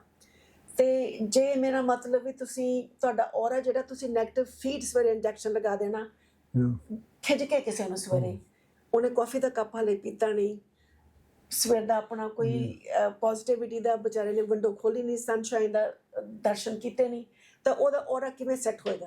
ਹੋ ਨਹੀਂ ਸਕਦਾ, ਪੋਸੀਬਲ ਨਹੀਂ ਹੈਗਾ। ਸੋ ਪਹਿਲਾਂ ਆਪਣੀ ਜ਼ਿੰਮੇਵਾਰੀਆਂ ਬਣ ਜਾਂਦੀਆਂ ਕਿ ਆਪਣਾ ਜਿਹੜੀ ਕਿਸੇ ਵੀ ਸਥਿਤੀ ਦੇ ਵਿੱਚ ਜਦੋਂ ਆਪਾਂ ਵੈਸੇ ਰਿਕੁਆਇਰਮੈਂਟ ਅਸੈਸਮੈਂਟ ਕਰਨ ਦੀ ਲੋੜ ਵੀ ਨਹੀਂ ਕਿ ਆਪਾਂ ਪੋਜ਼ਿਟਿਵ ਰਹੀਏ। ਹਾਂ, ਉਹਦੇ 'ਚ ਦੇਖੋ ਕਿਵੇਂ ਹੁੰਦਾ ਵੀ ਕਿਵੇਂ ਕੋਈ ਸਵਾਲ ਉਠਾ ਸਕਦਾ ਕਿ ਦਿਮਾਗ ਚਾਹੂਗਾ ਵੀ ਅਸੀਂ ਅਸੈਸਮੈਂਟ ਕਿੱਦਾਂ ਕਰ ਸਕਦੇ ਹਾਂ। ਉਹਦੀ ਜੇ ਵੀ ਤੁਹਾਨੂੰ ਤੁਸੀਂ ਸਿਰਫ ਇੱਕ ਇੰਨਾ ਪੋਜ਼ਿਟਿਵ ਆ, ਤੁਸੀਂ ਕਹੋ ਵੀ ਕੋਈ ਨਹੀਂ, ਅਸੀਂ ਅਰਦਾਸ ਕਰਦੇ ਹਾਂ ਵਾਹਿਗੁਰੂ ਭਲੂ ਕਰੂਗਾ, ਮਤਲਬ ਇਹੀ ਬਹੁਤ ਆ। ਉੱਥੇ ਦੇ ਅਸੈਸਮੈਂਟ ਕਰਨ ਦੀ ਲੋੜ ਵੀ ਨਹੀਂ। ਤੁਹਾਡਾ ਇੰਨਾ ਕਹਿਣਾ ਜਿਹੜਾ ਇਹ ਵੀ ਆਪਣੇ ਆਪ 'ਚ ਬੜਾ ਸਕਾਰਾਤਮਕ ਪੱਖ ਆ, ਔਰ ਇਹਦੇ 'ਚ ਉਹਨੂੰ ਬਹੁਤ ਜ਼ਿਆਦਾ એનર્ਜੀ ਮਿਲੂਗੀ। ਦੂਜਾ ਇਹ ਵੀ ਮੈਂ ਸੋਚਦਾ ਕਿ ਜੇ ਉਹਦੀ ਤੁਹਾਨੂੰ ਪ੍ਰੀਵੀਅਸ ਹਿਸਟਰੀ ਪਤਾ ਹੋਵੇ ਕਿ ਉਸ ਮਰੀਜ਼ ਨੂੰ ਕਿਹੜੀ ਚੀਜ਼ ਨਾਲ ਲਗਾਵ ਹੈ ਜਾਂ ਕਿੱਦਾਂ ਦਾ ਸਮਾਜਿਕ ਜਾਂ ਦੁਨਿਆਵੀ ਲਗਾਵ ਹੈ, ਸ਼ਾਇਦ ਜੇ ਤਾਂ ਮੰਨ ਲਓ ਕਿਸੇ ਨੂੰ ਕੋਈ ਕਿਤਾਬ ਪੜ੍ਹਨ ਦਾ ਸ਼ੌਕ ਹੈ, ਉਹਨੂੰ ਉਸ ਤਰੀਕੇ ਦੀ ਕਿਤਾਬ ਦਿੱਤੀ ਜਾਏ ਜਾਂ ਉਸ ਤਰੀਕੇ ਦਾ ਉਹਨੂੰ ਸੋਸ਼ਲ ਮੀਡੀਆ ਵੀ ਚਲੋ ਅੱਜ ਕੱਲ੍ਹ ਹੈਗਾ, ਉਸ ਤਰੀਕੇ ਦਾ ਦਿੱਤਾ ਜਾਏ ਤਾਂ ਕਿ ਉਹਦਾ ਮਾਈਂਡ ਜਿਹੜਾ ਹੈ ਉਹ ਇੱਕ ਰਿਲੈਕਸਡ ਮੋਡ ਵਿੱਚ ਰਵੇ ਤੇ ਉਹ ਜਿਹੜਾ ਹਰ ਵੇਲੇ ਸੋਚਦਾ ਬਿਮਾਰੀ ਨੂੰ ਉਹਦੇ ਵਿੱਚੋਂ ਬਾਹਰ ਨਿਕਲਦਾ ਹੈ। ਤੁਸੀਂ ਬਿਲਕੁਲ ਸਹੀ ਗੱਲ ਕੀਤੀ ਵੀ ਜੀ, ਇਹ ਕਹਿੰਦੇ ਮਾਈਂਡ ਨੂੰ ਡਾਇਵਰਟ ਕਰਨਾ ਮਾਈਂਡ ਨੂੰ ਡਿਵਰਟ ਕਰਨਾ ਬਹੁਤ ਜ਼ਿਆਦਾ ਇੰਪੋਰਟੈਂਟ ਹੈਗਾ। ਉਹ ਕਿਸੇ ਸਟੇਜ ਦੇ ਵਿੱਚ ਵੀ ਹੋ ਸਕਦਾ। ਬੱਚਾ ਖੇਡ ਰਿਹਾ, ਉਹਦਾ ਮਾਈਂਡ ਡਿਵਰਟ ਕਿਵੇਂ ਕਰਨਾ? ਕਿਉਂਕਿ ਜਦੋਂ ਬੰਦਾ ਡਿਵਰਟ ਹੋ ਜਾਏਗਾ ਉਹਦੀ ਸੋਚ ਆਟੋਮੈਟਿਕਲੀ ਸ਼ਿਫਟ ਹੋ ਜਾਏਗੀ। ਜੀ ਬਿਲਕੁਲ। ਸੋ ਆਈ ਥਿੰਕ ਮੇਰਾ ਤਾਂ ਹੋਮਵਰਕ ਅੱਜ ਮੈਂ ਤੁਹਾਡੇ ਕੋਲੋਂ ਵੀ ਵੈਲਿਊਬਲ ਤੁਹਾਡੇ ਫੀਡਬੈਕ ਮੈਂ ਜਿੱਦਾਂ ਤੁਹਾਡੇ ਸੁਝਾਅ ਸੁਣਿਆ, ਤੁਹਾਡੇ ਵੀ ਸੁਣਿਆ, ਪਹਿਲਾਂ ਕਿੰਨ ਜੀ ਸ਼ੋਅ ਦੇ ਵਿੱਚ ਆ ਕੇ ਗਏ ਆ ਉਹਨਾਂ ਦੇ ਵੀ ਸੁਣਿਆ। ਆਪਣਾ ਕਨਵਰਸੇਸ਼ਨ ਇੱਦਾਂ ਜਾਰੀ ਰਹੇਗਾ ਆਉਣ ਵਾਲੇ ਪ੍ਰੋਗਰਾਮਾਂ ਦੇ ਵਿੱਚ। ਤਾਂ ਆਪਾਂ ਥੋੜੀ ਜਿਹੀ ਬ੍ਰੇਕ ਲੈਂਦੇ ਆ ਤੇ ਫਿਰ ਉਸ ਤੋਂ ਬਾਅਦ ਆਪਣੀ ਗੱਲਬਾਤ ਜਾਰੀ ਰਹੂਗੀ। ਮੈਂ ਤੁਹਾਡਾ ਥੈਂਕ ਯੂ ਵੀ ਕਰਦੀ ਹਾਂ, ਤੁਸੀਂ ਅੱਜ ਪ੍ਰੋਗਰਾਮ ਦੇ ਵਿੱਚ ਆਏ, ਧੰਨਵਾਦ ਤੁਹਾਡਾ ਬਹੁਤ ਬਹੁਤ। ਆਪਾਂ ਫਿਰ ਗੱਲਬਾਤ ਕਰਾਂਗੇ। ਸਤਿ ਸ਼੍ਰੀ ਅਕਾਲ। वेलकम बैक दिल दी गल्ला में। अब हमारा आ गया सेगमेंट जान है तो जहान है। जी हाँ, जब जान है तो जहान है तो बहुत जग जाहिर बात है, अगर आप हेल्दी हैं तो आप कुछ भी कर सकते हैं। अच्छा, आज हमारे हाथ पैर चल रहे हैं, सब कुछ ठीक ठाक है, ऐसे में आप हर चीज एंजॉय करते हो, अच्छे कपड़े, अच्छा खाना, घूमना फिरना, सब कुछ। अगर ये हेल्थ आपकी बनी रहे तो आप जिंदगी भर एंजॉय कर सकते हो। अगर हेल्थ ही नहीं है तो आप क्या करोगे, है ना? तो इसीलिए एक अच्छी हेल्थ के लिए अच्छी डाइट का होना बहुत जरूरी है। और जो हम पेरेंट्स की बात कर रहे हैं, मदर्स की बात कर रहे हैं, जो मदर्स ओल्ड एज में चलेगी उनकी स्पेशल डाइट्स का ध्यान देना बहुत ज़रूरी है। तो आप क्या सोचते हैं इस बारे में? I think this is true because ਜਦੋਂ ਲੋਕ ਬਜ਼ੁਰਗ ਹੋ ਜਾਂਦੇ ਆ, ਰਾਈਟ, ओल्ड एज आ जाती है, आई थिंक ਉਸ ਤੋਂ ਬਾਅਦ ਜਿਹੜੀਆਂ ਉਹਦੀਆਂ ਬੋਨਸ ਹੁੰਦੀਆਂ ਆ, ਬੋਡੀ ਦਾ ਸਟਰਕਚਰ ਆ, ਸਾਰਾ ਕੁਝ ਚੇਂਜ ਹੋ ਜਾਂਦਾ, ਰਾਈਟ। ਸਾਰੀ ਦੀਆਂ ਸਾਰੀਆਂ ਚੀਜ਼ਾਂ ਬਿਲਕੁਲ ਡਿਫਰੈਂਟ ਹੋ ਜਾਂਦੀਆਂ। ਜਿੱਦਾਂ ਹੁਣ ਮੇਰੀ ਜੋ ਏਜ ਹੈ, ਇਸ ਏਜ 'ਚ ਮੈਂ ਯੰਗ ਆ, ਮੈਨੂੰ ਐਨਰਜੀ ਫੀਲ ਹੁੰਦੀ ਹੈ, ਸਾਰਾ ਕੁਝ, but at the same time ਜਦੋਂ ਆਪਾਂ ਬੁੱਢੇ ਹੋ ਜਾਂਦੇ ਆ ਉਹ ਸੇਮ ਚੀਜ਼ ਨਹੀਂ ਰਹਿੰਦੀ। ਤੇ ਆਈ ਥਿੰਕ ਉਹਦੇ ਵਿੱਚ ਬਿਲਕੁਲ ਤੁਸੀਂ ਸਹੀ ਕਿਹਾ, ਜਿਹੜੀ ਡਾਈਟ ਆ ਉਹ ਬਹੁਤ ਮੈਟਰ ਕਰਦੀ ਹੈ। ਤੇ ਮੈਨੂੰ ਲੱਗਦਾ ਬੱਚਿਆਂ ਨੂੰ ਵੀ ਧਿਆਨ ਰੱਖਣਾ ਚਾਹੀਦਾ ਵਾ ਕਿ ਪੇਰੈਂਟਸ ਨੂੰ ਵੱਧ ਤੋਂ ਵੱਧ ਹੈਲਦੀ ਚੀਜ਼ਾਂ ਹੀ ਦੇਣ ਤੇ ਘਰ 'ਚ ਬਣਿਆ ਹੋਇਆ ਖਾਣਾ ਹੀ ਦੇਣ ਉਹਨਾਂ ਨੂੰ, राइट जी। तो मोस्टली अगर आप मदर्स डे में बाहर लेके जा रहे हैं तो बाहर मत लेके जाएं, घर में हेल्दी फूड बनाएं। आपको मैं कई सारी चीजें बता सकती हूँ। ज्यादा से ज्यादा कैल्शियम और प्रोटीन उनको दें, क्योंकि कैल्शियम उनके बॉन्स के लिए बहुत जरूरी है, विटामिन डी बहुत जरूरी है, क्योंकि धूप तो निकलती नहीं, और निकलती भी है तो बाहर चल नहीं पाते हैं।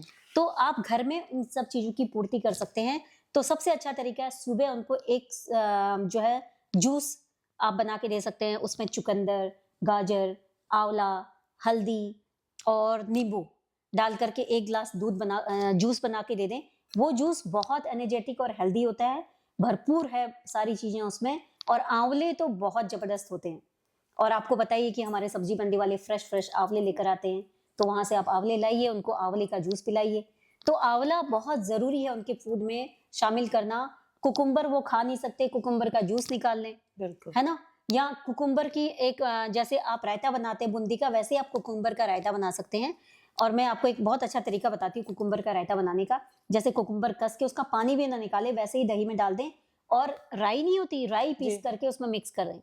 अगर आप मिर्ची ना डालें और नमक भी बहुत थोड़ा डालें तो भी चल जाएगा, वो बहुत स्वादिष्ट है और हेल्दी भी है। अगर कुकुम्बर के साथ आप थोड़ी गाजर भी डाल देंगे कस के, या चुकंदर डाल देंगे, तो वो और भी हेल्दी बन जाएगा, उसका कलर भी चेंज हो जाएगा।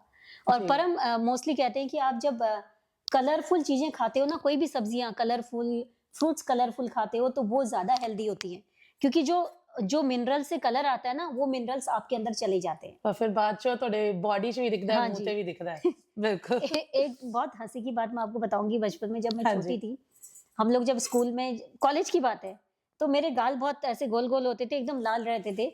तो मेरी सहेली मेरे को बोलती थी, तेरे गाल इतने लाल कैसे, रोज पूछती थी, वो बहुत दुबली पतली सी थी।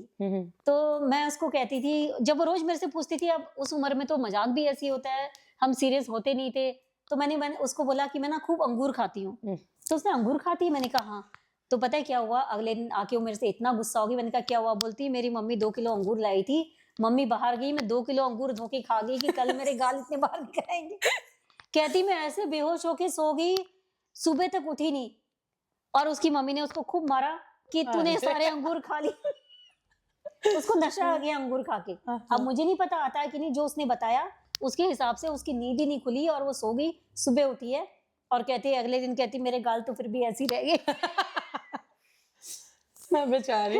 तो मतलब गाजर बहुत अच्छा है उस टाइम पर। सर्दियों में जो गाजर आती है फ्रेश, इंडिया में रेड कलर की गाजर आती है, यहाँ तो येलो आती है, ऑरेंज आती है, वो इतनी अच्छी नहीं होती है। लेकिन जो रेड कलर की गाजर है वो भरपूर, एकदम जूस से भरपूर होती है। और मैंने ये महसूस किया है कि जब भी मैं गाजर खाती थी मेरे गाल लाल हो जाते थे। तो मेरे ख्याल से गाजर का रस बहुत इंपॉर्टेंट है अपने जो ओल्ड एज पेरेंट्स को देने के लिए। और आंवला बहुत इंपॉर्टेंट है, चुकंदर भी बहुत इंपॉर्टेंट है। तो ये सब चीजें आप उनके फूड में शामिल करो, उनको हेल्दी रखो। ऐसे आप मदर्स डे बना सकते हो, उनको सुंदर सा पर्स गिफ्ट करके कोई फायदा नहीं, उन्होंने उस पर्स से कुछ नहीं करना। रेस्टोरेंट में खाना खिला के कोई फायदा नहीं, उनको ब्लड प्रेशर हो जाना है, शुगर हो जानी है ना। तो ऐसी चीजें उनको खिलाओ जो घर पर वो हेल्दी भी रहे और तुम्हारा टाइम भी उनको मिले। बिल्कुल। जब आप बनाते बनाते बातचीत करते ना तो उनको अच्छा भी लगता है। और जो आपके अंदर की जो भावना है, कहते हैं ना जब खाना बनाते हैं तो अच्छी भावना के साथ बनानी चाहिए। मैंने देखा मेरे घर में मोस्टली जब खाना वाना बनता है, कोई गायत्री मंत्र पढ़ पढ़ के हलवा या पूरी जो बनता है ऐसे बनती है। तो कहते हैं जब अच्छी भावना से आप खाना बनाते हो तो वो भावनाएं आगे ट्रांसफर होती है। जी बिल्कुल। और बच्चों के मन में भी वो भावना जाती है। कहते हैं ना जैसे खाओगे अन्न वैसा होगा मन। तो इसीलिए अगर आप अच्छी भावना से खाना बना के खिलाएंगे तो आपके पेरेंट्स भी खुश रहेंगे और आप भी। और रेस्टोरेंट में क्या पता उसने कैसे खाना गुस्से में बनाया, उसके साथ क्या टेंशन चल रही है, कौन सा तेल यूज किया है। और हम तो चलो बचा लेते हैं, लेकिन जो ओल्ड एज में उनके लिए तो मुश्किल है। अगर उनको बीपी का प्रॉब्लम है, शुगर का प्रॉब्लम है या कोई और कोलेस्ट्रॉल है, तो ये बाहर का खाना तो उनके लिए जहर है। बिल्कुल जहर है। तो इसलिए वो सब ना खिलाएं, घर में फ्रेश फूड दें, ताजी सब्जियां आपको मिल जाती हैं, सब कुछ मिल जाता है। तो उनको अपने हाथ से बना के प्यार से भोजन कराएं। तो लेते हैं एक छोटा सा ब्रेक के बाद आपकी हमारी मुलाकात फिर होगी। Welcome back. दिल दी गल्ला में अब हम आगे आखिरी पड़ाव पर, और आज हम अपने मदर्स डे की सेलिब्रेशन के उसमें माँ के ऊपर बातचीत कर रहे हैं, बुजुर्ग के ऊपर बातचीत कर रहे हैं, बच्चों के ऊपर बातचीत कर रहे हैं। तो परम मोस्टली ये देखा गया है कि चलो एशियन फैमिलीज में तो लोग पेरेंट्स की केयर करते हैं, माँ बाप की केयर करते हैं, मतलब उसमें भी अब कई लोग ऐसे होंगे जो केयर नहीं कर पाते। तो मोस्टली वो लोग, जैसे तुम मेरे से बात कर रही थी कि ओल्ड एज होम में पेरेंट्स को डाल आते हैं, तुम मुझको कुछ बता रही थी, अपने एक्सपीरियंस कुछ शेयर करो। हाँ जी, मैं ਇਹ ਗੱਲ ਦੱਸ ਰਹੀ ਸੀਗੀ ਕਿ ਜਿੱਦਾਂ ਹੁਣ ਅੱਜ ਕੱਲ ਇੱਕ ਨਾ ਬਹੁਤ ਵੱਡਾ ਇਸ਼ੂ ਬਣ ਗਿਆ ਹੈ। ਹੁਣ ਜਿੱਦਾਂ ਮੈਂ ਖੁਦ I am 27 years old, right, ਤੇ ਮੈਂ ਆਪਣੇ ਪਾਪਾ ਨਾਲ ਰਹਿੰਦੀ ਹਾਂ, ਮੈਂ ਆਪਣੀ ਸਿਸਟਰ ਨਾਲ ਰਹਿੰਦੀ ਹਾਂ ਨਾ, ਬਟ ਸਮਟਾਈਮਸ ਜਿੱਦਾਂ ਇਦਾਂ ਹੁੰਦਾ ਹੈ ਬਿਕਾਜ਼ ਜਦੋਂ ਤੁਸੀਂ ਇਸ ਏਜ ਆ ਜਾਂਦੇ ਆ ਨਾ, ਫਿਰ ਤੁਹਾਨੂੰ ਇੰਜ ਲੱਗਦਾ ਹੈ ਕਿ ਅਸੀਂ ਸਾਰਾ ਕੁਝ ਰਾਈਟ ਕਰਦੇ ਪਏ ਆ ਤੇ ਸਾਡੇ ਜਿਹੜੇ ਪੇਰੈਂਟਸ ਆ ਉਹਨਾਂ ਨੂੰ ਕੁਝ ਪਤਾ ਨਹੀਂ, ਹਾਂ ਰਾਈਟ। ਐਂਡ ਸਮਟਾਈਮਸ ਮੈਂ ਵੀ ਇਹ ਚੀਜ਼ ਸੋਚਦੀ ਹਾਂ, ਹਾਂਜੀ but at the same time ਮੈਨੂੰ ਕੁਝ ਸੈਕਿੰਡਸ ਮਿੰਟਸ ਬਾਅਦ ਮੈਨੂੰ ਰਿਅਲਾਈਜ਼ ਹੋ ਜਾਂਦਾ ਨਹੀਂ ਇਦਾਂ ਨਹੀਂ ਹੈ। ਸੋ ਉਹਦੇ ਬਾਰੇ ਆਪਾਂ ਜੇ ਗੱਲ ਕਰੀਏ ਤਾਂ ਫਿਰ ਜਦੋਂ ਆਪਾਂ ਨੂੰ ਇੰਜ ਲੱਗਣ ਲੱਗ ਜਾਂਦਾ ਹੈ ਕਿ ਨਹੀਂ ਅਸੀਂ ਸਹੀ ਆ, ਕਿ ਸਾਡੇ ਪੇਰੈਂਟਸ ਹਰ ਚੀਜ਼ ਤੇ ਰੋਕਾ ਟੋਕੀ ਕਰ ਰਹੇ ਆ, ਇਹ ਸਾਨੂੰ ਆਹ ਚੀਜ਼ ਤੋਂ ਰੋਕ ਰਹੇ ਆ, ਇਹਨਾਂ ਨੂੰ ਆਹ ਨਹੀਂ ਪਤਾ ਉਹ ਨਹੀਂ ਪਤਾ, ਫਿਰ ਉਦੋਂ ਕੀ ਹੋ ਜਾਂਦਾ ਆਪਾਂ ਫਰਸਟ੍ਰੇਟ ਹੋ ਜਾਂਦੇ ਹਾਂ। ਜਦੋਂ ਕਿ ਪੇਰੈਂਟਸ ਵਿਚਾਰੇ ਕੀ ਕਰ ਰਹੇ ਹੁੰਦੇ ਆ, ਉਹ ਆਪਣੀ ਟੇਕ ਕੇਅਰ ਕਰ ਰਹੇ ਹੁੰਦੇ, ਉਹ ਆਪਣਾ ਚੰਗਾ ਸੋਚ ਰਹੇ ਹੁੰਦੇ, ਰਾਈਟ। ਆਪਾਂ ਸਮਝ ਲੈਂਦੇ ਆ ਕਿ ਨਹੀਂ ਯਾਰ ਇਹ ਸਾਨੂੰ ਹਰ ਚੀਜ਼ ਤੋਂ ਰੋਕ ਰਹੇ ਆ, ਸਾਡਾ ਆਹ ਕਰ ਰਹੇ ਉਹ ਕਰ ਰਹੇ, ਤੇ ਆਪਾਂ ਫਰਸਟ੍ਰੇਟ ਹੋ ਕੇ ਆਪਾਂ ਕੀ ਕਰਦੇ ਉਹਨਾਂ ਨੂੰ ਕਹਿ ਦਿੰਦੇ ਕਿ ਨਹੀਂ we want to live alone. ਕੁਝ ਕੇਸਿਸ ਵਿੱਚ ਆਪਾਂ ਇੰਜ ਕਰ ਲੈਂਦੇ ਆ, ਆਪਾਂ ਮੂਵ ਆਊਟ ਹੋ ਜਾਂਦੇ ਆ ਪੇਰੈਂਟਸ ਕੋਲੋਂ, ਰਾਈਟ। ਐਂਡ ਕੁਝ ਕੇਸਿਸ ਵਿੱਚ ਏਦਾਂ ਬੱਚੇ ਕੀ ਕਰਦੇ ਆ ਕਿ ਪੇਰੈਂਟਸ ਨੂੰ ਜਾ ਕੇ 올ਡ ਏਜ ਜਿਹੜੇ ਹੋਮ ਨੇ ਉਹਨਾਂ 'ਚ ਛੱਡ ਆਉਂਦੇ ਆ, ਜੀ ਜੀ ਹਨਾ। ਪਰ ਜਿੱਦਾਂ ਆਪਾਂ ਪਹਿਲਾਂ ਵੀ ਗੱਲ ਕਰਦੇ ਪਏ ਸੀ, ਆਈ ਥਿੰਕ ਉਹਨਾਂ ਦੀ ਉਹੀ ਏਜ ਆ, ਉਹਨਾਂ ਨੇ ਸਾਰੀ ਉਮਰ ਆਪਣੇ ਲਈ ਇੰਨਾ ਕੁਝ ਕੀਤਾ, ਹਨਾ, ਆਪਾਂ ਨੂੰ ਪੜ੍ਹਾਇਆ ਲਿਖਾਇਆ, ਆਪਣੇ ਪੈਰਾਂ ਤੇ ਖੜਾ ਕੀਤਾ, ਰਾਈਟ। ਫਿਰ ਉਸ ਤੋਂ ਬਾਅਦ ਜਦੋਂ ਬੁੱਢੇ ਹੋ ਗਏ ਆ, ਉਹ ਆਪਣਾ ਟਾਈਮ ਹੈ, ਫਿਰ ਉਹਦੇ 'ਚ ਆਪਾਂ ਉਹਨਾਂ ਦੀ ਕੇਅਰ ਕਰਨੀ ਹੈ, ਰਾਈਟ, ਨਾ ਕਿ ਆਪਾਂ ਉਹਨਾਂ ਨੂੰ 올ਡ ਏਜ ਹੋਮ 'ਚ ਛੱਡ ਕੇ ਆਣਾ ਵਾ ਜਾਂ ਆਪਾਂ ਉਹਨਾਂ ਤੋਂ ਅਲੱਗ ਰਹਿਣਾ ਵਾ, नहीं। वो ਹੁਣ ਉਹਨਾਂ ਦਾ टाइम है ਜਿਹਦੇ 'ਚ ਆਪਾਂ ਉਹਨਾਂ ਲਈ ਕੁਝ करना। बिल्कुल, बहुत अच्छा आपने बोला। हाँ जी। मैं आपको बताती हूँ, मेरे साथ एक लेडी काम करती थी, गोरी, बहुत पहले की बात है। तो मुझे कहती है कि वो यहाँ थी, उसकी मदर टोरंटो में थी। कहती है मेरी ना मदर ओल्ड काफ़ी सिक है, वो लॉन्ग टर्म केयर में है। मैंने कहा आप देखने जा रहे हो? बोलते नहीं देखने क्या जाना, अब तो जो भी होगा हो जाएगा, ऐसे करके बोलने लगी। तो मुझे इतना फील हुआ। मैंने कहा क्यों? बोलती है कि मैं यहाँ जाऊँगी, इतना पैसा खर्च करके जाऊँगी, मैं छुट्टी नहीं मिलेगी, मेरे बच्चे कौन देखेगा। आई मीन ये जेन्युइन प्रॉब्लम है। लेकिन जो पेरेंट्स ने आपको देखा, आप आपके लिए उनके पास थोड़ी सी भी वक्त नहीं है। कहती है नीमा मुझे इतना अफसोस होता है कि मोस्टली जो ओल्ड एज होम में जहाँ पर है मोस्टली गोरे हैं, एशियन बहुत कम है। तो मुझे ये होता है कि आप लोग अपने पेरेंट्स की इतनी टेक केयर करते हो, वो एशियन पेरेंट्स कितने लकी हैं कि उनके बच्चे उनको देख रहे हैं। और सारे ओल्ड एज होम में गोरे भरे हुए, बिकॉज क्योंकि जब बच्चे इनके थोड़ी सी बड़े हो जाते हैं 14-15 साल के, उनको किक आउट कर देते हैं कि जाओ तुम अपना देखो, अपना किराया दो, ये करो। तो बच्चे बड़े होकर के माँ बाप को किक कर देते हैं कि तुम जाओ, अब हम तुम्हारी टेक केयर नहीं कर सकते, क्योंकि हमने ये दिखाया कि हम किसी की टेक केयर नहीं कर सकते हैं, इट्स ओके। तो वो भी कहते हैं कि इट्स ओके, पर इट्स नॉट ओके। हमारे पेरेंट्स कहते हैं इट्स नॉट ओके। आप चाहे कितने भी बड़े हो जाओ। वो हैरान होती थी कि आपके यहाँ बच्चे शादी के बाद भी आपके साथ रहते हैं। मैंने कहा उनके बच्चों के बच्चे भी हमारे साथ रहते हैं। तो कहती है हाउ इट इज पॉसिबल। मैंने कहा it is possible in this world only, क्योंकि हमारे साथ ऐसा होता है, हमारे ग्रैंड पेरेंट्स हमारे साथ रहते हैं, हमारे बच्चे हमारे साथ रहते हैं। तो कहने लगी अच्छा ये तो बहुत ऐसी बात है, हमने पहले कभी नहीं देखा। मैंने कहा इसलिए आप लोग के पेरेंट्स ओल्ड एज होम में होते हैं और हमारे नहीं होते, और ये बहुत बड़ी बात है। लेकिन अब हमारे एशियंस के पेरेंट्स भी ओल्ड एज होम में जाने लगे हैं, क्योंकि बच्चे सेल्फिश हो गए हैं। उनको लगता है कि हमें बहुत पैसा चाहिए, पेरेंट्स रोका टोकी कर रहे हैं। अभी जैसे आपने बोला कि बच्चे खुद मूव आउट हो जाते हैं, कुछ पेरेंट्स को मूव आउट करते हैं। जो बच्चे 18-19 ईयर्स के हैं वो तो मूव आउट हो जाते हैं, लेकिन जो मैरिड बच्चे हैं, उनकी जो वाइफ्स हैं, वो उनको बर्दाश्त नहीं कर पाती। कौन काम करे, कौन टोका टोकी सुने, हम तो अपने से रहेंगे, किटी पार्टीज करेंगे, तो वो पेरेंट्स को मूव आउट कर देते हैं बाहर। और कौन सी जगह मूव आउट करने के लिए? जिस माँ बाप ने कमा के घर बनाया है, आपको यहाँ तक पहुंचाया है, तुम उनको बर्दाश्त नहीं कर पाते। आई मीन ये बहुत छोटी बात है। इट मीन्स आपके मन में आप इतने छोटे हो गए हो कि जिसने आपको पैदा किया आप उसी को जगह नहीं दे पा रहे हो। तो ये सच में बहुत बुरी बात है। आप भी सोचिए, हम भी सोच रहे हैं, हमने भी जो सोसाइटी में जो प्रॉब्लम्स होती हैं उसको हम आपके सामने लेकर आते हैं, क्योंकि वो हमें भी खटती है। हम भी उस एज की तरफ जा रहे हैं। और मुझे भी ऐसा लगता है परम कभी कभी कि यहाँ जो ओल्ड एज होम है इसमें कितनी सारी प्रॉब्लम्स है। उनके पसंद का खाना नहीं मिलता है। अगर कोई पंजाबी है वहां तो गोरू का खाना, वो बेचारा क्या खाएगा? पूरी जिंदगी उसने पंजाबी खाना, वो खुशबू, वो सब मसाले की खुशबू तो सब चली जाती है। और एक खाना कितना है उसका, थोड़ा सा खाना वो भी पसंद का नहीं है, तो आदमी क्या ही जिएगा। बिल्कुल सही बात। और वो भी हाँ जी, मैं वही कह रही हूँ, कितनी बार कितनी ओल्ड लेडीज ने मुझे बोला है नीमा जी आप प्रोग्राम करते हो, आप उसमें ये क्यों नहीं बोलते कि जो यहाँ के हॉस्पिटल्स होते हैं, ओल्ड एज होम होते हैं, उसमें पंजाबी खाना क्यों नहीं होता? क्योंकि हम वहाँ पर जाते हैं, मेनू पड़े रहते हैं, हमारे लोग पड़े रहते हैं, वो खाना नहीं खा पाते, इंजॉय नहीं कर पाते। ये तो ये प्रॉब्लम तो है। तो वहां जाने की नौबती क्यों आई, है ना? तुम अपने घर में बना के खिलाओ, कुछ तो टाइम दे सकते हो ना उनको। मैं मानती हूँ मजबूरियां बहुत है, हमें काम, मुझे भी बहुत है। मेरे पास 3 ओल्ड पीपल है, मेरे पास मेरे पेरेंट्स है, मेरी मदर इन लॉ है, मेरी छोटी बेटी भी है, सब कुछ है, पूरा परिवार है, पर मैं कर लेती हूँ मैनेज। पहले अच्छे से मैनेज करती हैं इनफैक्ट। पर मुझे ना पहले मुझे भी गुस्सा आता था, पता बर्तन आज जैसे मैंने जगह बना रखी बर्तनों की, जब मैं घर आती हूँ एक बर्तन इधर घुसा होगा, दूसरा इधर, एक चाकू उधर। अब इतने बड़े घर में मैं कौन से ड्रॉअर में चाकू को ढूंढूं? तब बहुत गुस्सा आता है, मेरे 10-15 मिनट खराब हो जाते हैं।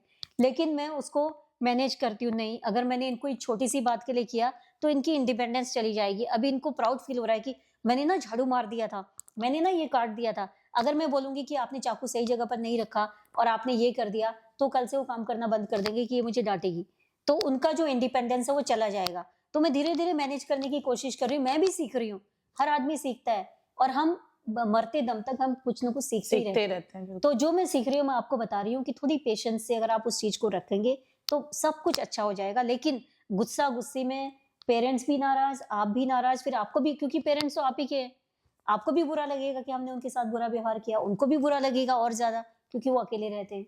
तो ये सब चीजें ना हमारे लिए भी प्रॉब्लम्स है, उनके लिए भी है। हाँ जी, ਆਪਾਂ ਜਿਹੜੀ ਗੱਲ ਕਰਦੇ ਪਏ ਹਾਂ ਕਿ ਗੁੱਸਾ ਪੇਰੈਂਟ ਰਾਈਟ, ਐਂਡ ਵੈਸੇ ਵੀ ਜਿਹੜੀ ਦੁਨੀਆ ਹੈ, ਆਈ ਡੋਨਟ ਨੋ ਤੁਸੀਂ ਸੁਣਿਆ ਹੋਏਗਾ, ਪੰਜਾਬੀ ਦੀ ਕਹਾਵਤ ਹੈ ਜੱਗ ਜਿਉਂਦਿਆਂ ਦੇ ਮੇਲੇ। हाँ जी, if you know what it means right.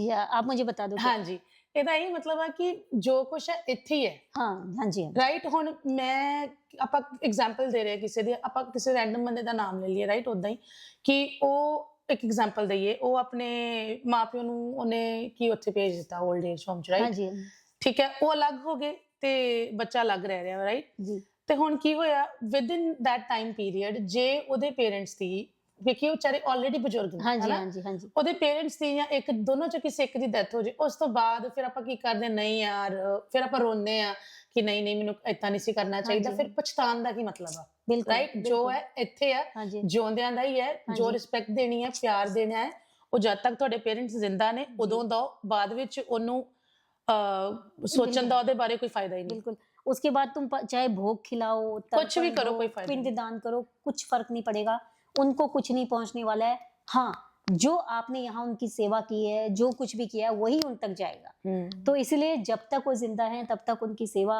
जितनी भी आपसे हो सकती है करो।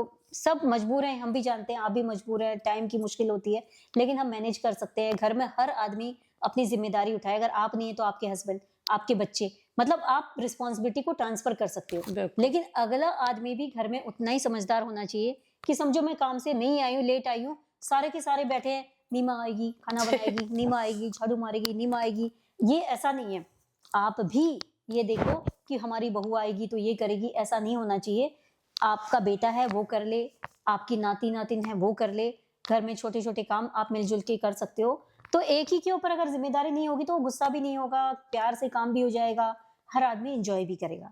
तो हमारा तो यही है ना मकसद कि आप इंजॉय करें, आराम से रहें। तो बस यही हमारा मकसद भी है। तो इसी के साथ ही हम आज का ये कार्यक्रम यहीं समाप्त करते हैं। और वक्त तो चला ही जाता है, वो कहते हैं ना कि कितनी भी महंगी आप घड़ियां पहन लो, वक्त अपने हिसाब से चलना है। चलना है बिल्कुल। तो अगली बार फिर मिलेंगे, तब तक के लिए सत श्री अकाल, नमस्कार।